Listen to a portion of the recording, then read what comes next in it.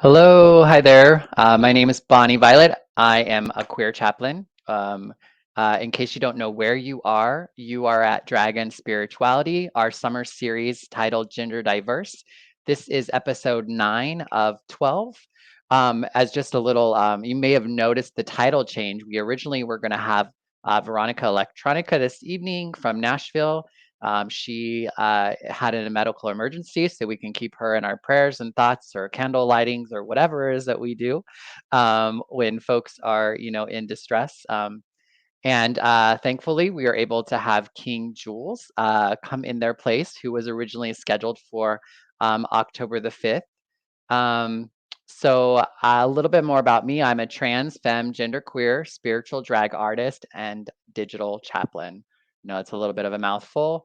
Um, and this particular series is brought to you in collaboration with the Drag and Spirituality Summit that will be taking place October 7th, 8th, and 9th in Chicago, Illinois, in the neighborhood, the Boys Town, Lakeview neighborhood.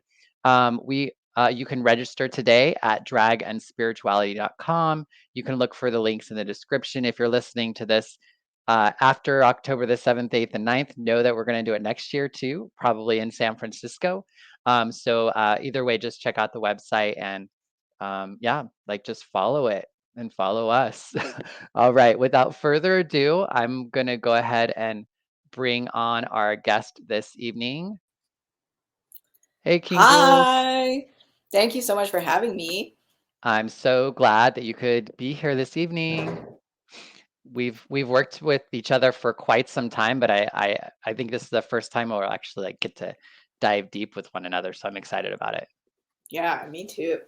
Awesome. And would you go ahead and introduce yourself to the audience real quick? Sure. So as Bonnie said, my name is King Julez. I use they them pronouns. I currently reside in Toronto, Ontario, which is in Canada. So most of our community for this event is in the United States at the moment. So it's fun to be the northern neighbor. I'm involved in the United Church of Canada and have been doing drag for quite a few years. So it's really fun to just kind of bring it all together. Awesome. Great. Thanks for introducing yourself. As I often say, I'm not very good at foreplay. I like to get right into right into the meat of it all, I guess. And so, could you tell us a little bit about your experience with spirituality as a young person or a child? Yeah, so I have been a member of the United Church of Canada for my whole life. I started going to Sunday school very regularly when I was about 7 or 8 years old, which is very soon after that I got my call to ministry, which was a very spiritual experience. But a lot of my spiritual experiences actually happened at summer camp. So I would go to a summer camp at a certain lake near where I lived every summer, and we did so many amazing things that just really opened my eyes to the ways that I can connect both to, for me, connect to God, to connect to the universe, but also connect to the earth, the world around me, the people in my community. Yeah, and that's really stuck with me since then. Awesome. So the spirituality you had as a child and your understanding hasn't really changed much. I It has changed in that my understanding and my engagement with my spirituality has gotten much deeper, and I'm able to conceptualize and ask more questions and understand my doubts a little bit more. So when I was a child, I just thought, I had a lot of the ideas that these things that were happening were just magic, and I was, the only one seeing them, and it was surreal to me, and I didn't really understand what was going on. I just sort of went with it because I thought it was cool. And then when I got my call to ministry, it was a very Samuel-esque story. For those of you that are familiar with the biblical story of Samuel, so long story short, it's a child who wakes up many times in the night thinking that the old man that he lives with is calling him, but he's just hearing God calling him over and over again throughout the evening. So I had a moment very similar to that as a child, and then the following Sunday we read that story in Sunday school, and Hmm. it sort of started to make sense. And so since then, I've been engaging more and more with my faith, with spirituality. And in recent years, I've also been diving into interfaith dialogues and really hearing about how other people are engaging with their spiritualities. And it's only enriched my own, doing practices that other people do, trying them out. How do I connect? Where do I connect? What are some different ways for me to feel energy, feel spirit, feel love? Um, Yeah. Awesome. And for folks who are listening, you're either watching us on YouTube, Facebook, or Twitch, feel free to engage with us in the comments. You can post questions. You can tell us you can tell us we look good, like whatever, those sorts of things. And so how did drag impact, or did drag impact your spirituality? Yeah. Yeah. So for a little while, I was doing them very separately, and my drag was really closely tied to the beginnings of my transition when I started. It was a way for me to explore femininity in a way that was different than how people viewed me before I transitioned. And Hmm. then I moseyed into doing king drag for a little while, and that really sort of shone a light on how masculine features just make me feel comfortable. And so I started my transition after engaging with king drag for some time, and then I've sort of morphed into this drag clown sphere, which is where I reside now. Hmm. And so for quite some time they were separate, but within the last 2 years, I read a book about theology as performance art, and it really just ignited something in me where it all made sense. Right, my drag is my liturgical vestment. It's an expression of myself, my interpretation of the service, the event, whatever I'm doing. How I get into drag is how I'm called to engage with that. Hmm. And so it's all sort of now been tied together, that I am engaging with my theology and performing that in the art of drag that I've been engaging with for Right. years. Awesome. And when you said that initially you were separate, it was not in Hmm. the sense of like you had to say hide your drag over here from your spirituality. You're meaning No. that now you're like the spiritual work that you do as a spiritual provider, Hmm. you do that while in drag, correct? Yeah. So I never had to hide my drag, and I'm very thankful for that. My first ever drag show that I ever performed at, my minister at the time came, and she was sitting front row with her husband with a glass of wine, and it was just a part of me and a part of what I was doing. But absolutely now, when I lead worship, when I preach, when I do events like this, it's much more authentic for me to be in drag and fully embody myself, my connection to queer history, my silliness, my folly, my joy, and bring that with me wherever I go. Yeah, and this series is also titled Gender Diverse, which is one of the reasons why we also wanted to have you on this particular series. But you had mentioned transition and kind of Hmm. transition kind of led to drag a little bit. Can you talk a little bit more about what you mean by talking about transition? Maybe not everybody knows what that means. For sure. So I am non-binary, and what that means for me is I align with unaligning. So I don't feel like there is a need to label it anything other than that. I feel like there's lots of feminine and masculine within me, and there's also much that's beyond that, and outside of that as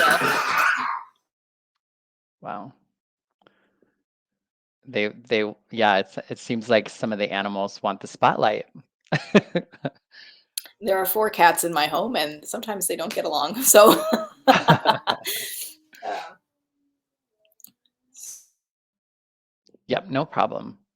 Yeah, I definitely know how animals goes. I just was house sitting at a place that had birds, and I swear they were quiet all up until the time I went to go live. And there's only so much you can do to like, I don't know, guard yourself from those sorts of noises. So that's the joy of live. And you're back. the joy of having animals, they're And quite no the. no blood was no It's all blood was dramatics. It shed. always is. Right, right, um, right. yeah. Do you remember So where you were at? Yeah. yes. Okay. So my transition, for me, started socially, and I changed my name at first and started playing with different pronouns, and then again I started engaging with drag and exploring femininity and masculinity in different ways, and how that looked on my physical body, and the ways that I did drag to accentuate those features. I figured out what made me really uncomfortable and what made me feel euphoria in my Mhm. body, whether I was doing art or not. And so then I started hormone replacement therapy 3 years ago, actually this summer, which has been quite a journey, and is something that I still play with all the time. You know, for me, being non-binary, I don't want to transition, I'm going to put this in quotations, one end to the other. That was never my goal. And I talk with my doctors a lot about that because it confuses them. So I Mhm. sometimes go on, I sometimes go off. I just had one of my affirming surgeries a couple of weeks ago. So there are pieces of my transition now that I'm so Congrats. happy about it, Yeah. um, that have come from my engagement with the art and learning from the community. The drag community here in Toronto is absolutely incredible. The drag kings, the drag things, you know, the horror, the gore, um, and of course the drag queens that populate the village as well. We we all are such a community of passion, of love, of talent, and I've learned so much from the people around me. Yeah. I also wanted to so I have been misspeaking with because your name has king in it. I kind of made the assumption that you were a drag king. Can you talk with us a little bit more about how you identify and where king came from? Hmm. So when I first was changing my drag name, this is I think my second or third one that I've had. Um, I take a lot of pride in the fact that I I am my drag persona, and it's not a separate sort of, it's not a separate piece of me. And so when I changed my name to Julian, I was trying to figure out how to incorporate that into my drag name, which is where the Jules comes from. But I also took some inspiration from, if you're familiar with the Madagascar movie series, and there's tons of spin-offs now. I really felt like my drag persona related a lot to King Julian in that movie, that the lemur Mm. who's just wild and fruity and all over the place. Um, it really resonated with me, and I think it's very clown energy. And so Mhm. I sort of pieced that into this. And in a theological sense, Julian ties me to Julian of Norwich, which is someone who I'm reading a lot of at the moment. So she was a theologian many years ago, a mystic, Christian mystic. So lots of various pieces there. And again, I started doing drag and found myself doing king drag, and I want to honor that and keep that with me. So there's a lot of pieces to it. But drag kings are magnificent artists as well. Mhm. Yeah, and can you talk a little bit more about what it means to be a clown? A Hmm. drag clown? Yeah. So for me, not every clown or not everybody that engages with the art form is considers themselves a drag artist. The reason I do is, again, my roots, my origins, the way that I engage with drag, the places that I do drag. Um, for me, the clown also ties me to a lot of the history of clowns and jesters. So actually, in ancient Egypt, the clown or the jester of the community was also the religious leader. So there's this theory that has existed throughout history that humans, of course, we have a longing for something beyond ourselves, and whether that's religion, whether that's spirituality, whether that's community, we have that longing, that need. But another fundamental human need is folly, right? Is silliness, is joy. And so a lot of ancient communities and societies tended to lump those together because the spiritual leader knew how to engage with people in different ways. So I've been really taking a lot of inspiration from that. And then, of course, as we go through history, clowns and jesters are storytellers, right? They're truth tellers. They're the ones who poke fun at people in power, who bring bad news in a way that's palatable, in a way that makes it easier to handle. And I think that's a lot of what community leadership is about too. You know, Mhm. bringing news, making things make sense, being there for people, and also having a little fun, right? And I think also as a white Christian in Canada, it's important for me to poke at the systems of power that, you know, have privileged me but have disadvantaged so many others. And that's a huge part of my ministry. And so to have that history both in the queer community and in clowns and jesters throughout history, again, sort of ties it all together for me really, um, really tightly. Yes, yes, and, so f so a lot of folks, I think, make the assumption that drag artists only perform on, like, stages and, say, bars and clubs or lip sync to music. I know that you do a lot of things in drag. Do you wanna talk about the drag that isn't necessarily done on the lip sync performance stage? There may be other stages, but just not those ones. Yeah, of course. And even in those venues, there's different kinds of drags, you know, drag. Of course. Um, I know plenty of drag artists now that are exploring the places in their life that they can do it. I do story times with children. I've done workshops for various staff of nonprofit organizations or ministry teams within the United Church of Canada. We do, what else have I done? I do a lot of worships, a lot of Hmm. gatherings. So I also did my undergraduate degree in diversity and equity. And so I sometimes hold conversations and workshops about topics related to that. And I'll do those in drag as well. Again, Hmm. to pay homage to my whole embodied self, bringing this information, this education, this passion work um, to everything that I'm doing. Yeah, yeah. I definitely relate to a lot of that. I tend to do a lot of my drag, which is whatever I like to do. I just do it in drag or whatever. But Yeah. there was one thing I'd love for you to talk about. I think you have a great some things that I've seen that is kind of that immersion of your trans identity and your drag clownliness and your spirituality is that you do have a series of reels or videos that they're prayers. Do you want to talk a little bit about them? Yeah, for sure. So I'm still filming more. I'm not stopping there, but there's a series of prayers that I'm doing that are queer positive, and that means many things. So some of the ones that I have posted right now are a prayer for your first testosterone shot or your first estrogen pill or patch. I think these pieces of trans life, of queer life, are so meaningful and so powerful for us. And I'm sure Bonnie, you can Mhm. attest to that. Pieces of our transition, whether they're medical or not, are so powerful to us. And a lot of our community, the trans and queer community, has so much trauma related to religion, related to their church, Mhm. their spiritual community. And so to have somebody, or to have, things out there that are saying these moments that are so precious to you and so intrinsic to who you are as a whole embodied human being, those are holy Yep. moments, and they're Mhm. worth being prayed for, prayed about, prayed with. And so that's a huge piece of my work that I'm doing right now, is putting together these prayers that some I've received from others, some have uh, come from my own works, some are a combination of both. So it's really lovely to work with colleagues, with friends, with classmates, to put together these kinds of resources to really affirm and encourage trans folks and queer folks to engage with maybe their past Mhm. in religion and their spirituality. I know a lot of people that want to go back, want to find community like that, but there's so much hurt. So Mhm.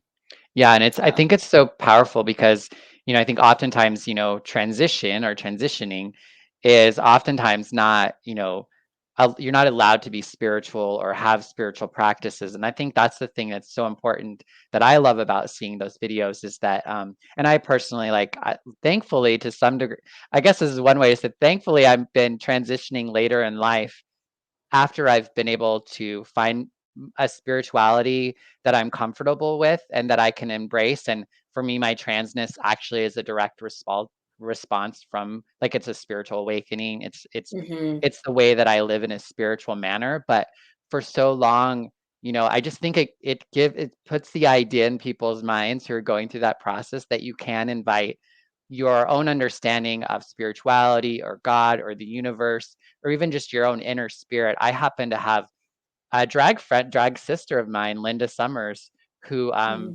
she happened to be in the Castro when I went and got my meds, and she was able to pray over my medication before I took Hmm. one. And then when I went home, I had my own altar and I had my own intimate private time with myself and with whatever the fuck is out there before I took the dose myself. So I think it's just so powerful. It's almost like we need permission sometimes. Sometimes we need to see Hmm. other people doing it in order to think, at least for me, to think that that's something that I could do too. And Yeah. it seems like your transition, your drag has never really been incongruent with your spirituality, even your religion or your. Can you maybe what would you say to someone is who is challenged by existing within say, a religion, maybe even specifically yours, and being able to bring all of themselves into it? Hmm. It it makes such a difference, and for me, I'll give a little anecdote here. My drag has become a spiritual practice, and spiritual practices don't have to be rigid and defined because of what you grew up doing. If you want to take communion with goldfish and a cup of tea, that's what you have that day, and that's still holy and blessed and the communion you need it to be. So there are ways that you can enrich your own spiritual life, your own religious life, and do it in a way that honors yourself, that honors your Mhm. passion, that honors your soul. And so for me, my drag has become a spiritual practice, and I have a hard time doing Bible study very frequently, or doing daily daily journaling, things like that. Mhm. I forget so easily, and all of a sudden it's been 4 days and I haven't done it. But my drag is so consistently a spiritual practice, and I always have a candle lit when I'm getting in drag. I always have um, some sort of setup near where I'm doing my makeup that initiated that process for me. Mhm. And when I do my makeup for, say, services or events that I'm running, I don't think about it beforehand. And I know that sounds really chaotic, but what I do is I take some time before I start getting ready. I read through, say, the order of service, or the itinerary of the event that I'm doing. I listen to the hymns, or I read the lyrics of the hymns, usually both. Go over my sermon or my piece in the event, and then I just sort of go. Mhm. And whatever colors I'm drawn to, whatever um, way I want to put the lines, I just sort of follow it, and that's how I'm engaging with the work that I'm doing. Is I kind of joke, it's like, okay, what's the vibe? Let's do it, Mhm. and it really is that simple, and it's a way for me to connect to the spirit, and where I'm being guided to do that service. And more than once I've gone to guest preach at various congregations, and I'll do just this. I've never been to this church before. I don't know I don't know the congregation. I've never seen pictures, but I'll read through the order of service, look through the sermons, look through my sermon and the hymns, and I'll do my makeup, and I'll get to the church, and the colors that I put on my face are the colors that are in the sanctuary. Oh, And this wow. has happened more than once. And one time it was, the carpet and the banners. The most recent time it was the stained glass windows that were around. I had chosen 4 colors for my face, and it was the 4 colors in the windows. Oh, And wow.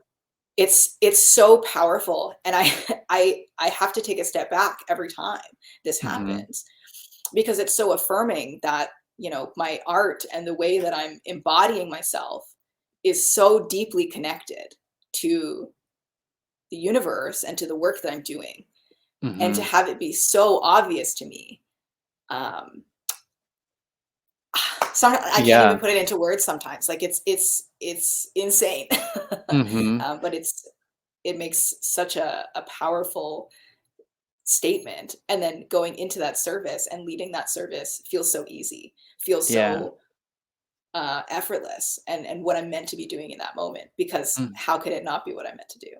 Right, right. In so many of these conversations, I hear people, this is often when people are having some sort of like uh, fracture, if you will, from their religion or origin or whatever, that there's this like, it seems like as maybe trans or drag folks, it seems like we get to, once we realize we kind of have this, I feel like we have this individual relationship with like God or spirituality, but the community can sometimes be the Hmm. challenge, like the place in which I can be in community with people like this is a little bit more challenging. Can you talk a little bit about how community has been for you?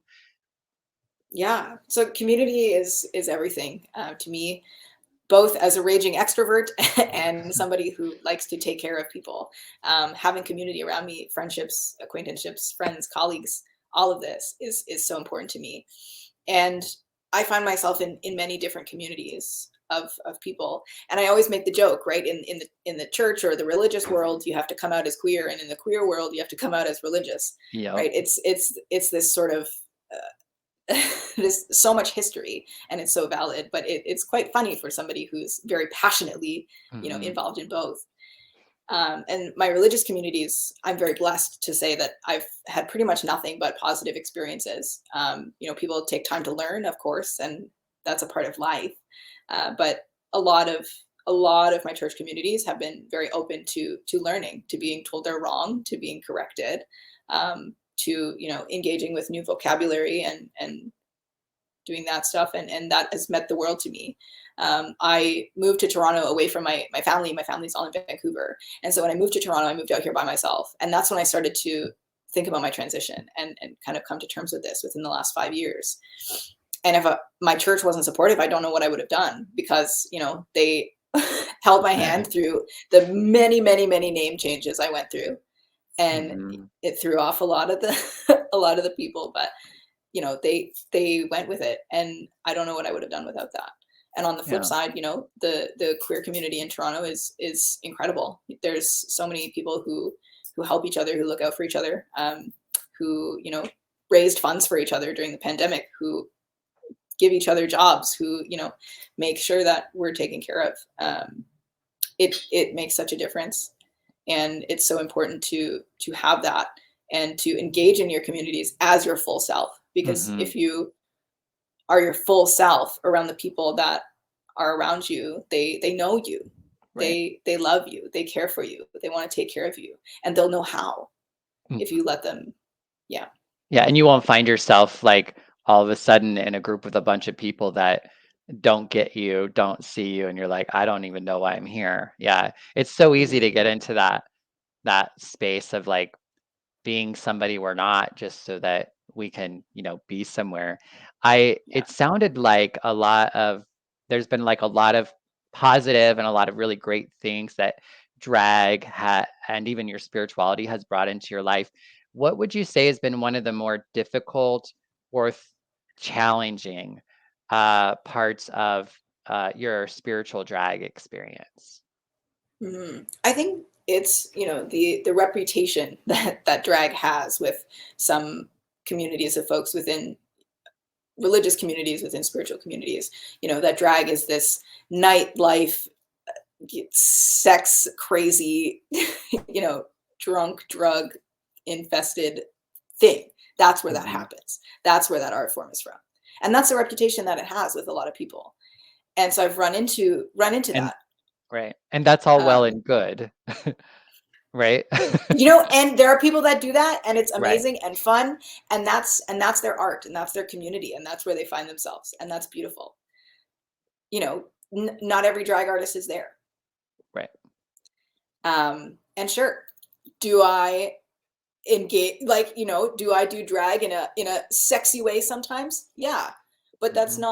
that's not what it's about, right? Like, my drag is about my connection to myself, my connection to the universe, my connection to whatever I'm doing in that moment, right? Mhm. And so I've gotten a lot of pushback from people about, like, well, if you're in the bars all the time, how can you be a minister, right? If you're going out and befriending all these sex workers and drag artists, how can you do? Right. How can I've you gotten some of that. Yeah, right? How can you be a minister and not be in those places, right? And that's exactly how I feel. Mhm. People are people, and people need people. And I found myself, and I found community in the queer community, around drag artists, around sex workers, around people who are fighting for rights and going to protests and on the front lines of things. Those people are deserving of company and love and care and space, whether or not Definitely. that's been traditionally allowed in a sanctuary, right? Yes. Mhm. Um, I've had so many spiritual experiences on the dance floors of bars, right? Or at a rave, or, at various events, because of, the community, because of what's going on. Mhm. The first public miracle, well, not even public, one of the first miracles Jesus performed, right, was changing water into wine at a wedding so they all Right. could dance and drink. There's something to say about that, Yeah. in, again, community and having fun in engaging with one another in different ways. Mhm. Um, What would you say? I mean, I know, like, for me too, like, holding spirituality and drag at the same time, especially online or out in public, can really invite a lot of difficult reactions. What kind mhm. of one, like, either like how do you cope with that? And or how would you like, what advice would you give, say, a person who is newly kind of in a space where they're holding their drag and spirituality at the same time Mhm. in public? It's definitely not always easy, right? And if you do face this and you're like, damn, this is really hard. Yeah, it is. And that's a part of it. Um, Fortunately or unfortunately for us, you develop a skin against a lot of that. And the way that you do that again is by just embodying yourself, right? If you know that you are being your best self, then nothing that anybody else can say can change that. I hope that makes some sense. Like if Hmm. there are comments that are coming at you, or if there are, critiques or these kinds of things that are not welcome, take them with a Right. grain of salt. Depending on your level of safety, what kind of relationship you want with this person afterwards. If it's a congregant, if it's a stranger on the street, you're going to have different reactions. Hmm. But it's about remembering that you are doing your art, your expression, your spiritual practice for you, Right. for your soul, for your energy. It's filling your cup. If other people like it, great. you know, they're lucky enough to be in the presence of you loving and engaging with your full self. Mhm. Yeah, very well said. And I think another part of that too, would just like, because I feel like it's something that we all, I hear it over and over and over, and I see it over and over and over. That one, that you're not in isolation if you are having that experience with like kind of being under attack. And I think just reaching out to other spiritual drag artists, I know Hmm. that's been a really great way for me. I know Flamey Grant has gotten in my comments before and Hmm. said a few things, like maybe get some new material. Maybe that was something she said. But yeah, there is a community of folks Hmm. who are out there, um, that are doing drag and doing spiritual shit at the same time, for sure. It has been so eye-opening to engage with you and the others in this team. I remember it was early last year, and I read an article online somewhere about Miss Pentecost, who I believe Hmm. is involved in our event as well. Yes. And that was the first I'd ever seen. I had never seen anybody else kind of bringing drag or bringing this into a religious or spiritual sphere. And I read this article and my jaw dropped. And immediately I went on every social media platform and tried to find her everywhere. And like friend requested, followed, like started commenting on things. I was like, oh my God, be my friend, please. Hmm. And so I got Penny to come and speak at a worship I was running last summer for an organization that I work with, and just sort of have been connecting with more of you ever since, and becoming a part of Hmm. this team. It's blown my mind that this is something that people are doing, that's happening all across where we are, Right, right. and it's incredible. Yeah, yeah. I think a lot of us get started in it and we're like, we're all alone, or we're mavericks or whatever. And they're like, there are us like all over the place. Hmm. And you talked a little bit about being part of a team, and I know that's about the Dragon Spirituality Summit. Do you want to talk a little bit about like, I guess, like your decision to get involved with that and maybe your hopes for, outcomes with the summit? Yeah. I wanted to be involved for a lot of reasons. I'm learning and in the process of developing skills to do interfaith leadership, and I think this is an opportunity to challenge myself, to learn, to engage with the various spiritual and religious practices that maybe are unfamiliar to me, with artists who are engaging with it in ways that maybe I kind of understand because of our art. Um, so that was one reason. And again, another reason is community, right? Like finding people Mhm. who are passionate about similar things to me, who have a connection to spirituality, to religion, who are engaging in these spheres of their life. It's a pretty cool crossroads of people. And I just wanted to meet people and learn and sing and dance and just relish in it all. uh, Mhm. so a hope for me is to do just that, to learn, to bring things home with me that are going to add to my spiritual life, that are going to add to my religious life, that I can I was talking to a couple of my professors about the summit today and saying I was going to miss a class or whatever during that week, and they said it's okay so long as I report back and talk to them all about the conference. So Mhm. um, it's it's going to be a really powerful weekend, I think, and I'm so excited to be around people and to see the art and hear the stories and um, learn. Yeah, well, I am so glad that you're a part of it and you're such a powerhouse and such a like significant like this is our first year. When I first like posted on Facebook like I think we should do this, like I didn't really know what it would be, but then I got like a ton of responses like, yes, let's do it, Mhm. let's do it, let's do it. And so you were one of those people and you're like you've been a constant person that's really because it's been challenging at times. And I've really appreciated regular communication with you and what you've been able to bring to the Mm. group for sure. So we have about 10 minutes left of the conversation. So folks who are listening, if you'd like to ask a question of King Jules, now is a really great time to do it if you're going to do it. Also, I'm going to run across the screen there. Ways that you can reach King Jules is scrolling across the screen if you're watching, or it's in the description if you're listening. Um, I Is there anything that you would like to speak to or speak more on that maybe we haven't spoken about yet?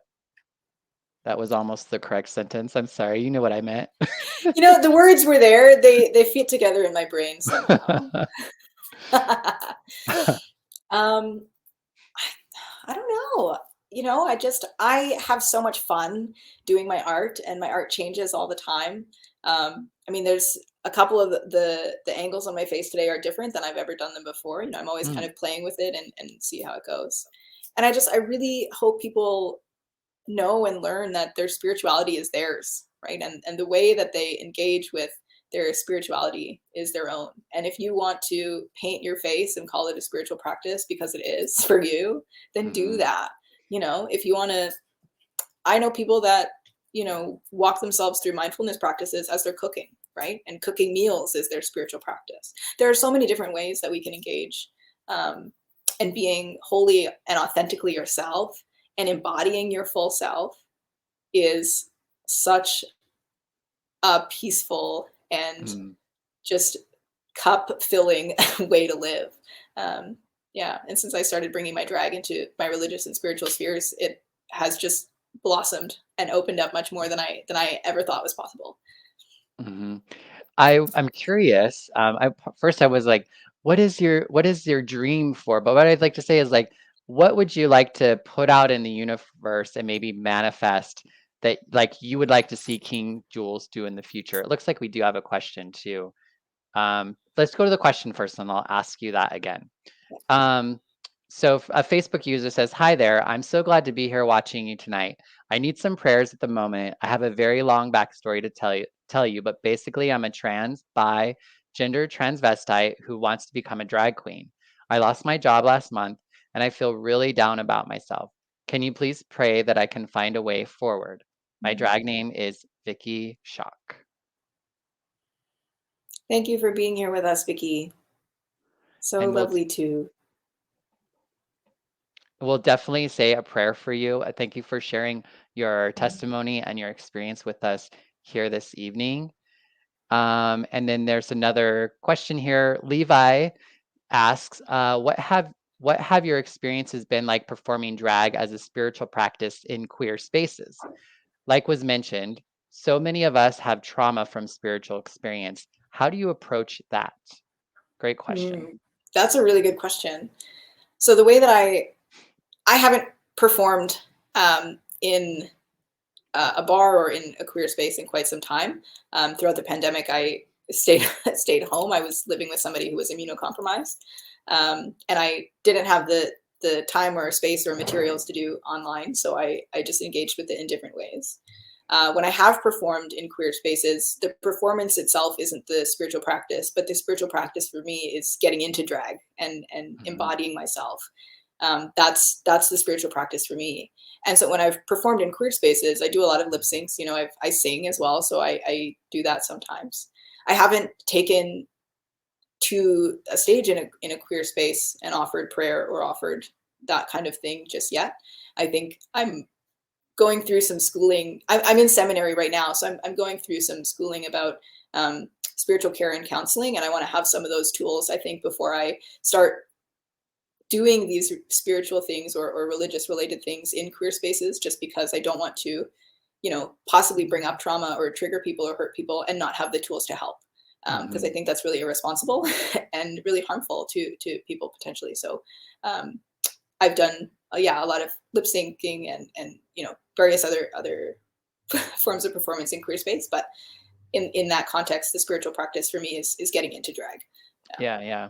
And I think oftentimes, I mean, I think it is something we have to be really careful for. I know for so long as a queer person, I was a person who had spiritual trauma, and like I was very protective of my community too, like from Hmm. like from like spiritual people or religion as well. So I think one of the things that I would add to it is just like, I think attraction, not promotion, in the sense that I think I think when we live our lives in a certain way and we become seen in a certain way, I think people will come to us when Hmm. they're ready. So I think just being able to be open about the fact that you are a spiritual person and that you do drag, I think can be one way to do it. And then it kind of invites people to then come to you and talk to you about how that works for them. Because Hmm. it can be really, I think it's a very sensitive um topic to just kind of like bring up. Absolutely. And I always put things out online or when I'm in person with people. I work in the church. It's very obvious and very publicly what I do.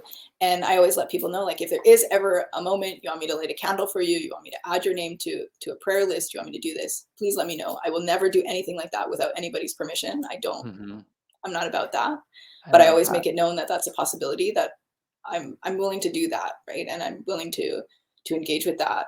And once I'm ordained and fully accredited, bet I'm going to be doing so many drag weddings and drag baptisms. It's going to be so much Yeah. fun.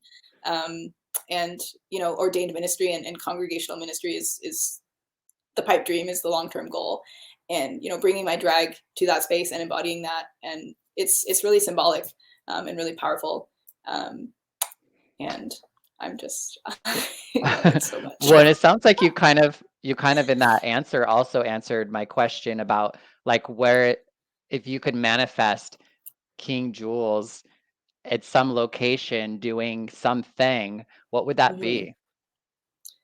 Yeah, I'm very very passionate about community leadership and congregational leadership, and whether that looks like a traveling ministry that I bring to different communities at different times. I always joke I'll be the traveling circus. um, Mhm. or I nestle with a community who wants to learn and grow and engage with art in cool ways. Um, the possibilities are endless, and I know the universe will take me where I'm meant to be. Um, I've been saying this for a few years, but I think in the future I would also really love to be moderator of the United Church, which is a position in the church of leadership in the national church broadly. Um, I think it would be quite the experience, and I want to be able to do that and bring my gifts and my skills to that, and in that bringing everything that I've learned from everybody around me Right, to that right. space as well. Well, awesome. I can't wait for that to happen for you and for your community. I want to say thank you so much for joining me this evening.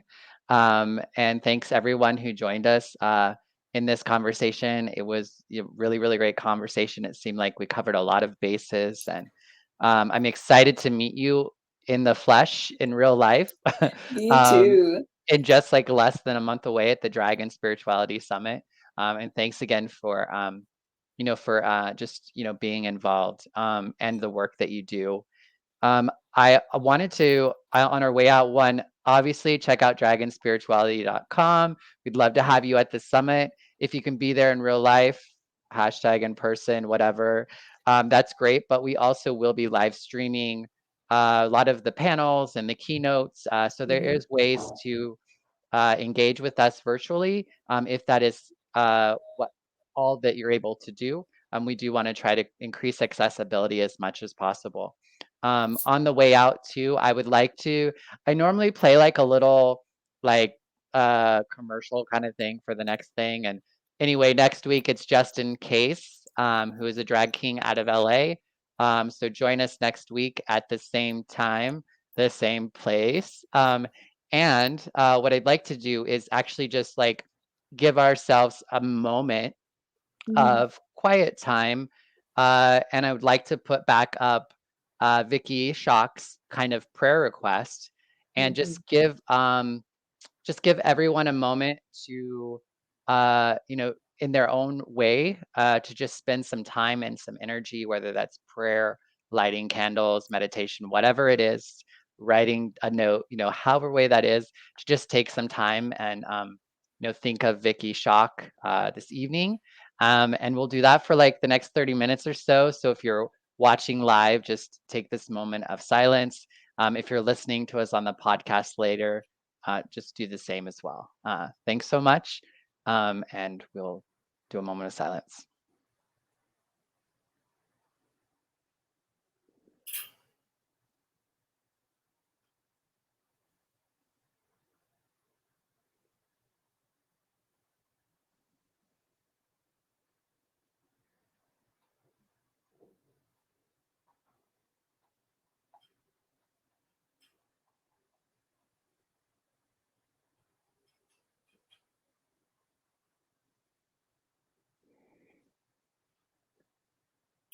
All right, and just for the sake that we're like live, please do take more time and energy.